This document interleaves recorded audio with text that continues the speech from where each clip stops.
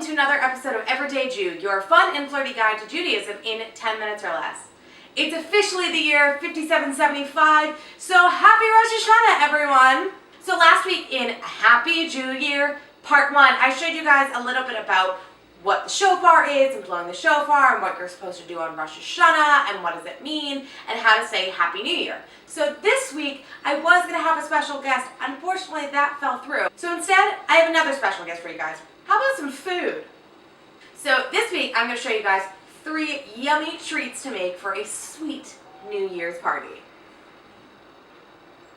First, we're going to make just some traditional apples and honey, serving it the way that you normally would, or serving it old school style.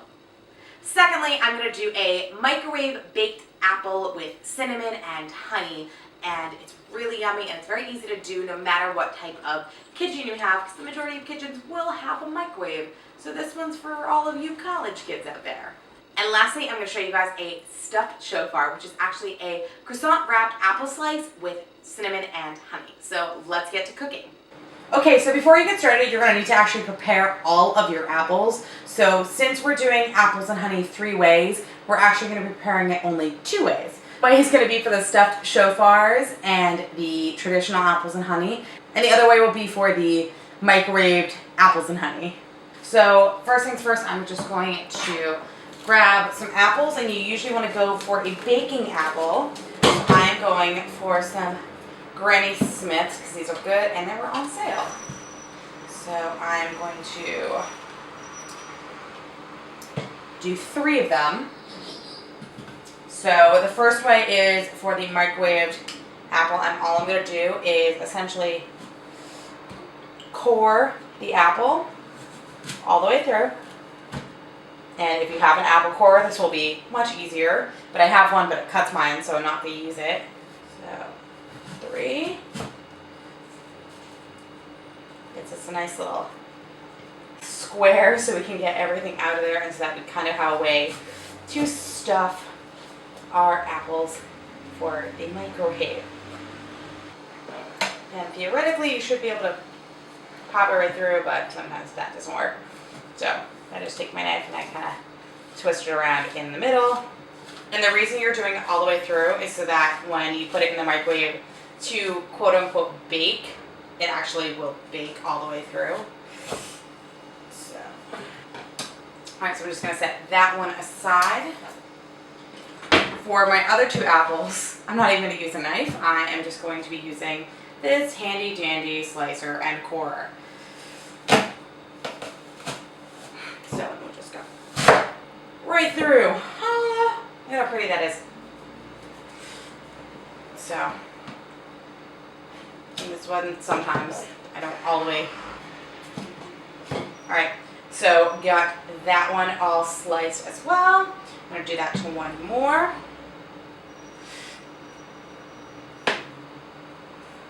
Come on. There we go. Wah! See how pretty? Woo! So I'm just going to make that twist down so that the center comes out. Alright, so all of your apples are now ready to make some yummies.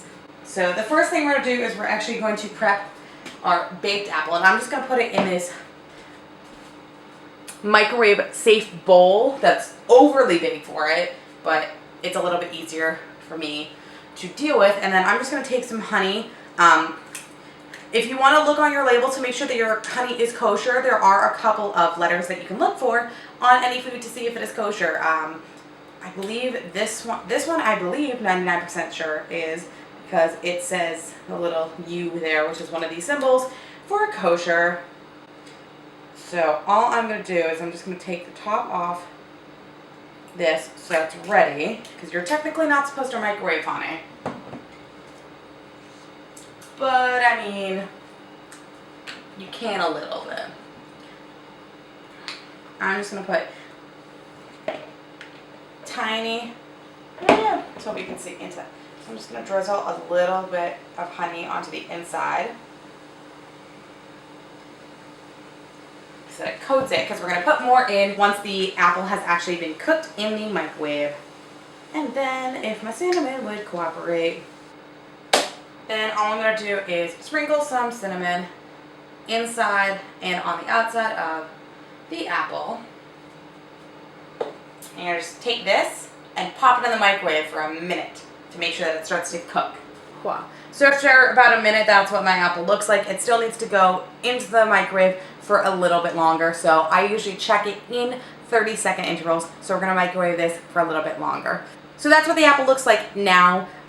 It's starting to get soft. I usually check it every 30 seconds. So I'm going to put this into the microwave for another 30 seconds and do it up to about 3.5 minutes, checking it every 30 seconds to see how squishy you want it. If you want it to be a little bit firmer, you can stop right here if you wanted to, but I'm going to go for a little bit longer. Moving on to our stuffed shofars, all I'm going to use is some croissants and some apples, some cinnamon, and some honey.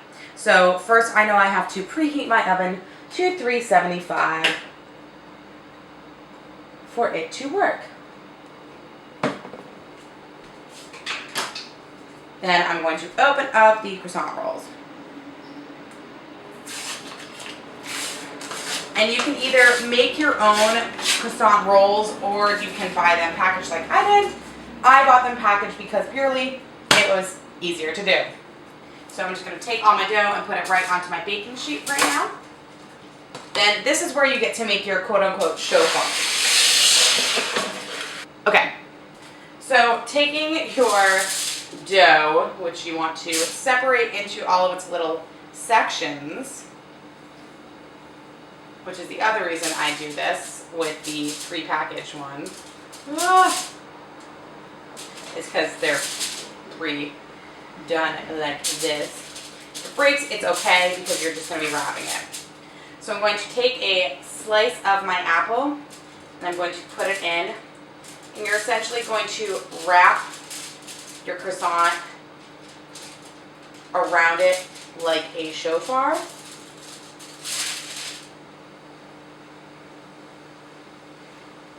So that the bottom is nice and thick and your apple is at the top, nice and stuffed. And we're just going to do that with all the rest of our apples.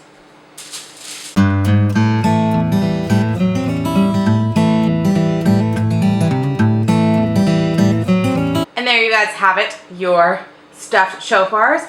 Next, what we're going to do is we're going to sprinkle on some cinnamon and drizzle some honey onto them and pop them into the oven for, I believe, about 5 to 6 minutes. Check on them and then go until they're golden brown. The last way to make apples and honey is the traditional way. All you're going to do is cut up your apples, grab a little bit of honey, dip, and enjoy.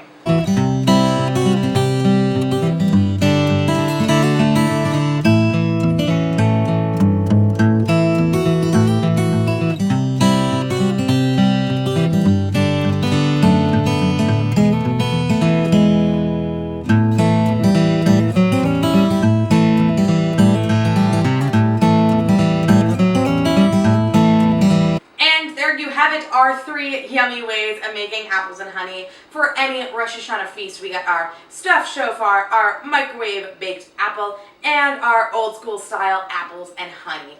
So hopefully you guys had a great Rosh Hashanah, and hopefully this next year may be a sweet and happy one for you guys. Thank you guys again for watching. Don't forget to hit subscribe, give this video a nice big thumbs up. Shana Tova, and I'll see you guys next week. Shabbat Shalom, everyone.